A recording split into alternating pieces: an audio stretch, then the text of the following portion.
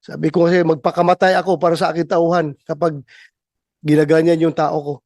Yung DIDM, yung sitwasyon ni Colonel Grijaldo, nagreklamo yung asawa.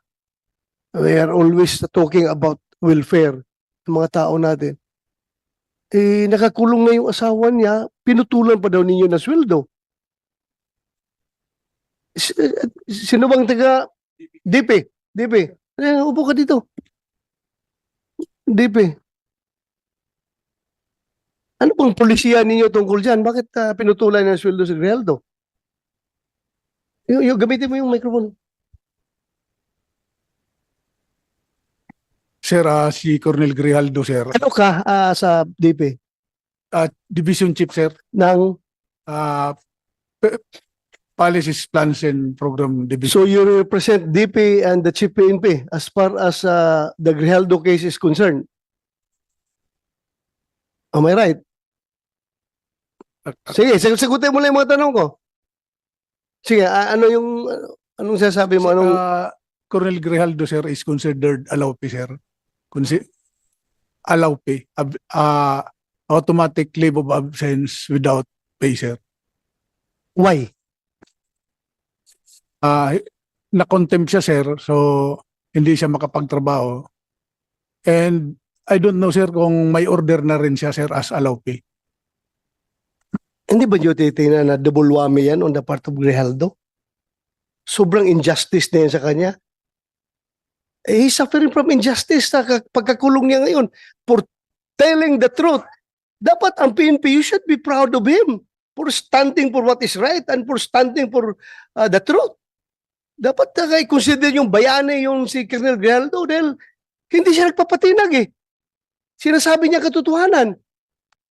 Kahit na i-contempt niyo ako ilang beses dito, kahit na ikulong niyo ako ng ilang beses, basta yan ang katotohanan, panindigan ko yan. Dapat, he deserves your applause. Kayong PNP, tinayo niya yung bandera ng institusyon ng PNP na kami ay ganito. Hindi kami natatakot kahit sino mga congressman kayo dyan na mag-intimidate sa akin. Basta katotohanan lang ako. Bakit ginanon ninyo yung tao ninyo? Isn't it very double injustice on his part?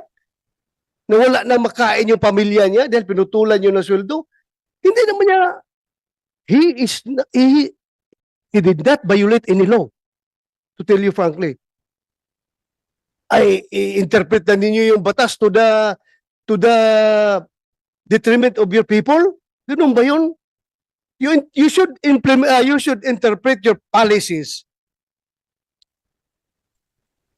to the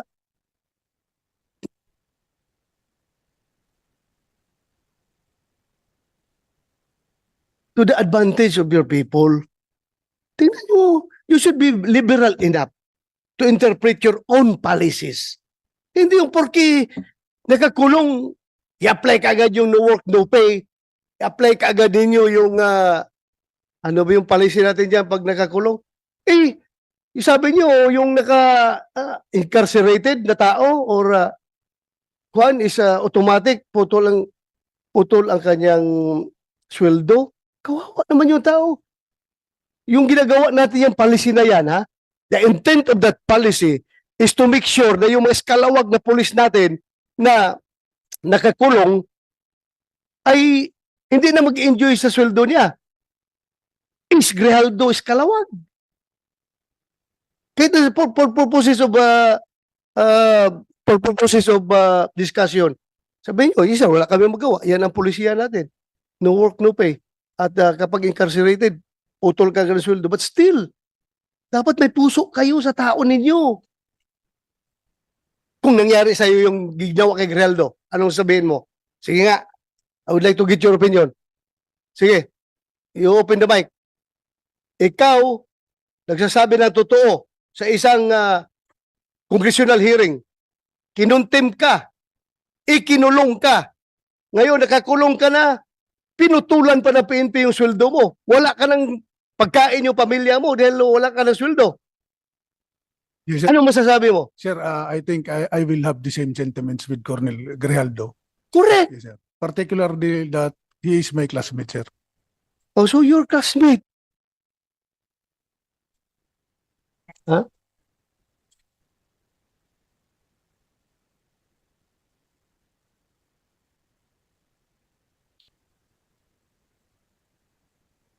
Oh, alam mo, kayo dapat, okay, dapat manindigan kayo para sa tao ninyo.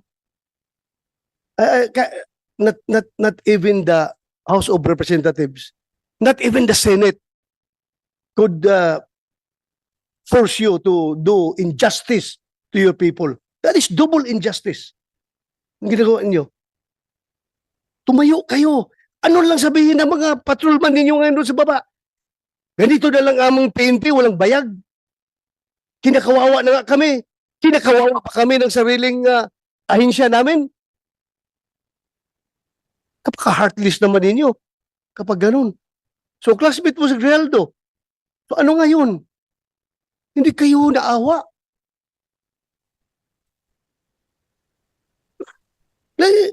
Then, I would like to acknowledge the presence of Senator JB Ejercito. Thank you, Your Honor, for joining.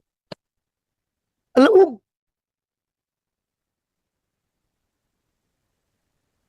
that is why I required the Chief PNP to be here. I would like him to explain his side properly. Dapat. Because as a commander, it's very basic. Dalawa yung ating function as a commander. Number one is the accomplishment of the mission. And number two is the welfare of our men. Dalawa yan. Magkatabi yan. Accomplishment of the mission, welfare of our men. Anong welfare ang ginawa niyo kay Grijaldo? Hindi ba talagang nilaglag ninyo siya? Dahil as I have said, you should be proud of him. Hero ninyo siya. Porke galit sa kanya yung Quadcom, galit na rin kayo sa kanya. Tama ba yun na behavior ng isang institusyon na dapat tinitingnan ang kabutihan ng kanyang mga membro? I don't see any reason behind bakit ganun kayo mag-treat ng tao ninyo.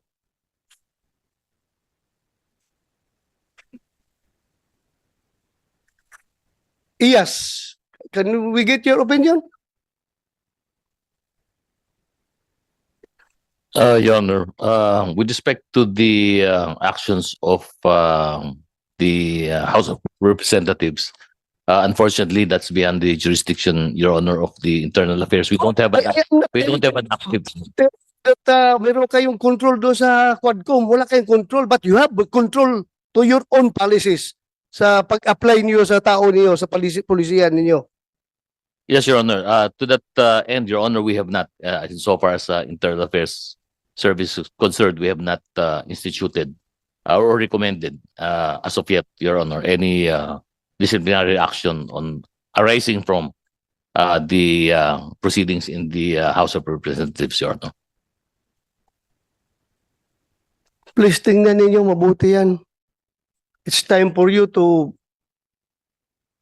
show to the world that the Philippine National Police is indeed an institution that takes care of its own people. Huwag naman ninyong ganyanin yung tao ninyo. Ikinungulong na nga.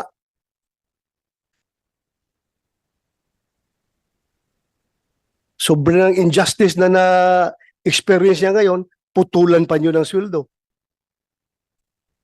Paano ang pamilya niya? Paano yung pag-aaral ng pamilya niya? Paano yung pagkain nila pang araw-araw? Wala na siyang sweldo. Okay lang sa akin yun kung iskalawag yung tao. Kung ninja cup yung tao, go ahead. You punish him. Pero for standing for the truth, for doing what is right, and for not giving in to the intimidations na ginagawa sa kanya ng Quadcom, kayo rin, sasakay rin kayo sa Quadcom na pati sweldo niya, puputulin ninyo. You should be liberal enough to interpret your own policy to your people. Kayo ba sa armed forces, ganun din kayo? Kapag ang tao ninyo ay nakulong, na-contempt, puputulan rin yun na sweldo?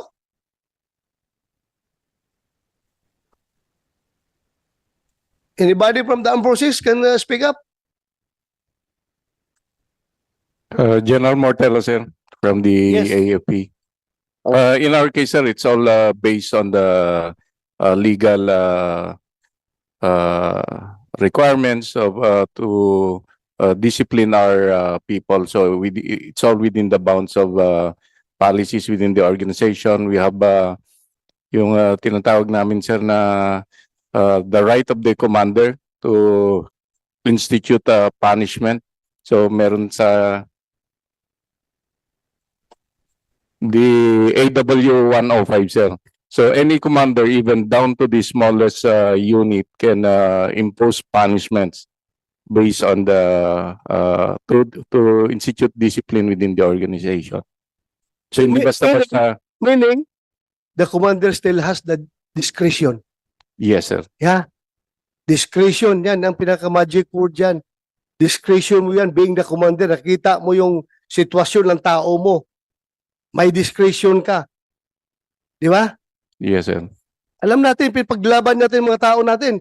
May mga tao tayo na hinaharas ng mga politiko doon sa baba. May mga tao tayo na kung ano-ano na pinagpapail na kaso. Ito, kaso talaga sa korte ha. Harassment cases dahil nga, ako mismo, may mga kaso ako noon na harassment cases pang politicians because hindi ako nag-give in sa kanilang kagustuhan, sa kanilang pansariling kagustuhan. Hindi ako nag-give in. Kinasuhan ako. Pero, at least ang PNP namin noon ay hindi ako pinutulan ng sweldo. May kaso nga ako eh. Pero hindi ako pinutulan ng sweldo. Dahil nakita naman ng PNP leadership na itong tao na ito nagtatrabaho lang. Nasagasaan ang politiko. Ngayon, nagalit ang politiko, rumisbak, kinasuhan. So bakit ko puputulan ng sweldo itong tao na nagtatrabaho? Sa taong matino. You have the discretion being the commander. And your discretion, using your discretion, you should consider always accomplishment of the mission and welfare of your men. Yung pagpuputol yun ng sweldo kay Grijaldo, what mission have you accomplished? Meron kayo mission na na-accomplish doon? Wala. Wala. Yun lang po. Nandito kayo mga pulis, makinig kayo. Nagsusuot kayo ng uniforme na yan. You're wearing that badge. You're wearing that badge. You stand for what is written on that badge. Ipaglaban ninyo yan. Huwag kayong magpaitoy-itoy sa mga politiko. You know what I mean? Huwag kayong magpatuta-tuta sa mga politiko, Yung mga politiko na yan, hindi yan nagtitraining. Kayo, nagtraining kayo, yung sweat, blood, and tears ay nagsipaglabasan sa inyong katawan dahil sa training na yan. At gaganunin lang kayo.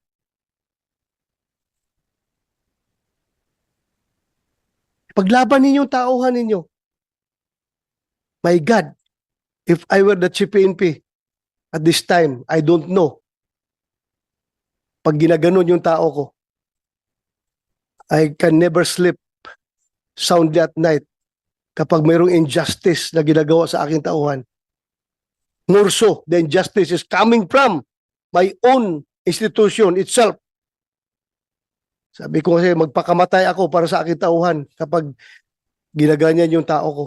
Lalo na kapag ang tao ko ay nagsasabi lang ng katotohanan at pinanindigan kung ano ang tama.